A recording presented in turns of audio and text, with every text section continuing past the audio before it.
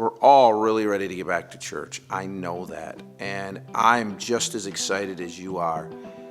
I'm excited to have this place filled up. I'm excited to see what God is going to do as we move past this trial. We can't miss the good things God's done.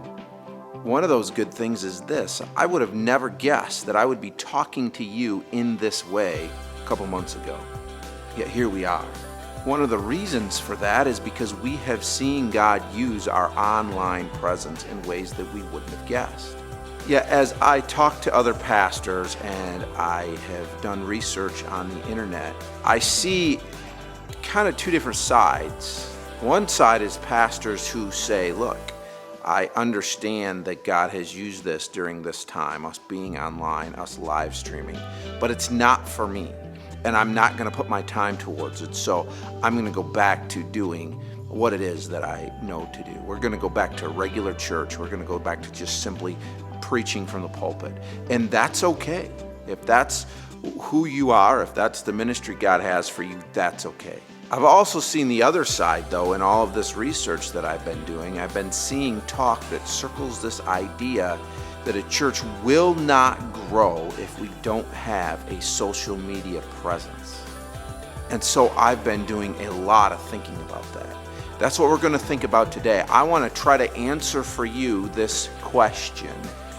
Does my church need social media to grow?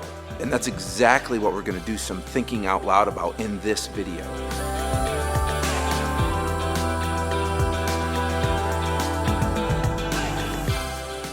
Hey, I just want to welcome you to another episode of Thinking Out Loud with Pastor Joshua. In this video, I want to discuss the idea of social media and church growth. As we have walked through this time as a church and gone to social media, we have found many benefits on social media. And as I've talked to other pastors, I've found that almost every church during this time has found their ministry expanding past what they would have ever expected because of social media. And the reaction of these pastors that I talk to are all different. There are some like us that have said, hey, let's be very intentional about this and try to cultivate that ministry. There's others that have said, this just isn't for me. I'm not one who wants to talk to a camera. I'm not comfortable doing that. And so when we open up our doors again, we're going to go right back to just preaching from the pulpit, and that's going to be it. And if that's you, that's okay. I recognize that this is not for everybody. In fact, I'm going to talk about that today, that I don't believe that social media is the catalyst for church growth. And the reason I say that, the reason this is on my heart and this is what I'm thinking about today, is as I have walked into or waded into this social media ocean, if you want to say it that way, I have begun to find even more so this idea out there that churches will not grow if they are not on social media. And I just want to say right up front that I don't believe that's true at all. In Matthew 16, Jesus says, I will build my church. Jesus will build his church, and he said this way before the days of social media. And if you keep reading through Matthew, you will find that he's going to tell you how he plans to build his church. And it's us. It's making disciples. He says, I want you to go and make disciples, witness to people, lead them to Christ. And then he says, baptize them. And then teach them everything that I've commanded. And these are all personal things. These are things that require you and I to go to people and be involved in their lives and share the love of Christ with them, and then bring them into the local church and baptize them and continue to teach them and disciple them. These are very personal things. These are things that social media cannot accomplish in any way.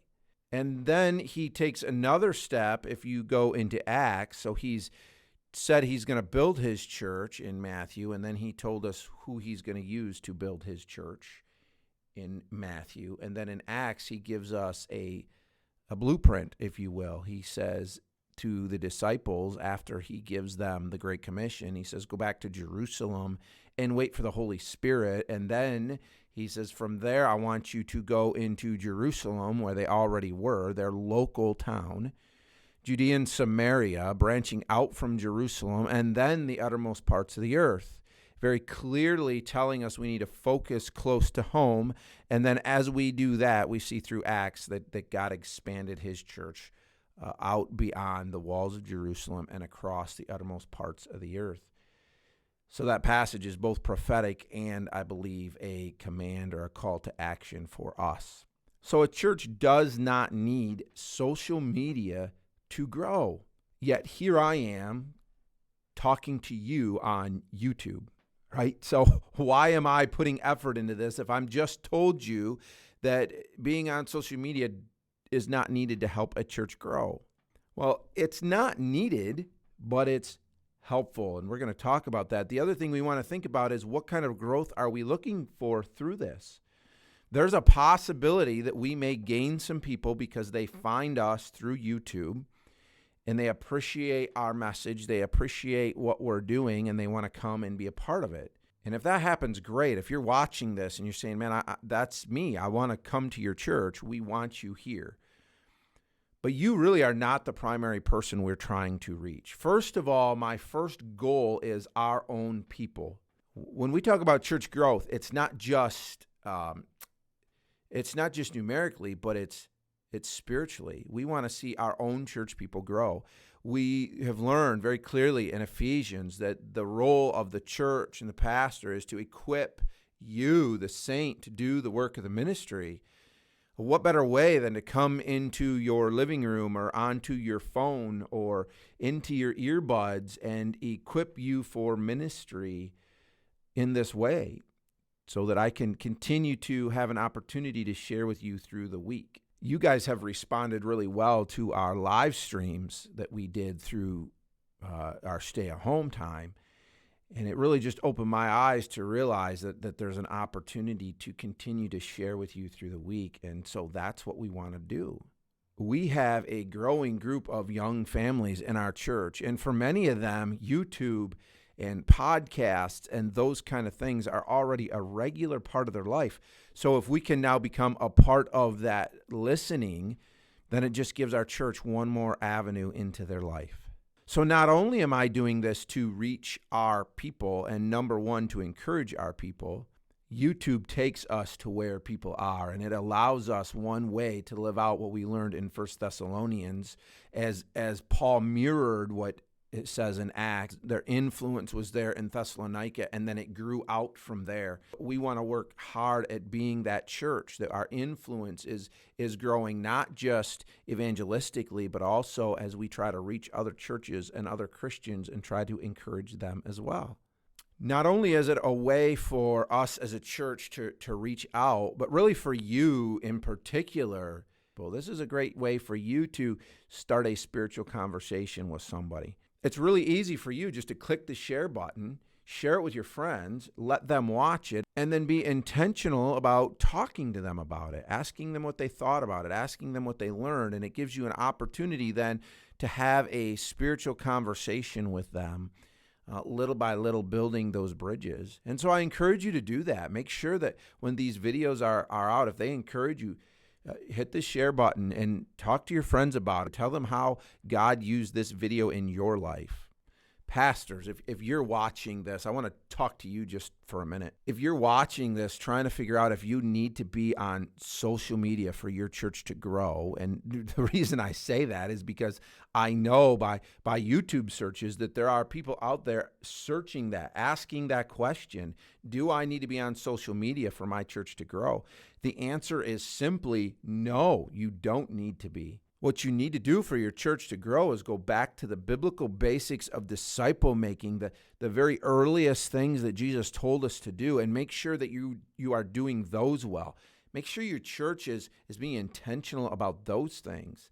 And then if you have an opportunity to add on this, then go ahead. But if you find that it's still not for you, that's okay. If you are living what Christ told us to do, then your church will grow because he's promised you that he will build his church. Now, this is kind of a sideline, but I want to encourage you with this as well, that it doesn't always happen quickly. It doesn't always happen right away. We need to stay the course. Disciple making, biblical disciple making is long, difficult work. but we're beginning to see the fruits of it in our church. Church family, as you watch this, I guess first I'd say make sure you're taking the time to watch this. I'm putting the effort into giving you things to think about, to work through biblically. And so take the time to listen and to talk through them also with other people. Talk through them with those you're discipling. Talk through them with other church family about the things God's teaching you through this, and begin to implement some of these things in your life and begin to think biblically through them. To others out there watching who are not a part of our church, I want you to keep watching. We're thrilled. You're one of the people we are trying to reach, and we're thankful for that. We want you to stick around. If I can come alongside another pastor or another local church and help equip others for the ministry, then I'm thrilled to do that. The amount of work that I put into one of these videos doesn't change if I reach 5 people or 500 people. And so the more people we can reach, the better. But just remember, we need to stick to the basics. We need to keep the main thing, and that's what we are working to do. This opportunity on YouTube is not the main thing. It's just an extra. It happens that I really enjoy this, and I'm looking forward to seeing what God does with it. But I want our people to know that we're going to continue keeping the main thing, because that's how God is going to grow his church. If this video was a help to you, I'd love it if you would hit the like button. That really encourages me and lets me know that this has been helpful to you. Let me know in the comments how it encouraged you or how it challenged you, how it helped you. I'd love to have some interaction with you. Also, if you found this video helpful, make sure you subscribe to our channel. We're going to start having a couple of videos a week, this one and then the Bible study video, and we want you to not miss any of it. So if you click the bell, you'll know as soon as the video is uploaded. I want to encourage you today to stay the course. Maybe you're watching and you're discouraged and you're frustrated. Maybe you're thinking that my church is just not growing the way that I wish that it would, and that's why you're considering this question. Let me remind you, as a pastor or as a laborer in the church, a church member, this simple thing that we say every time we end a video here. A farmer does not farm simply for an hour or a day and expect a result.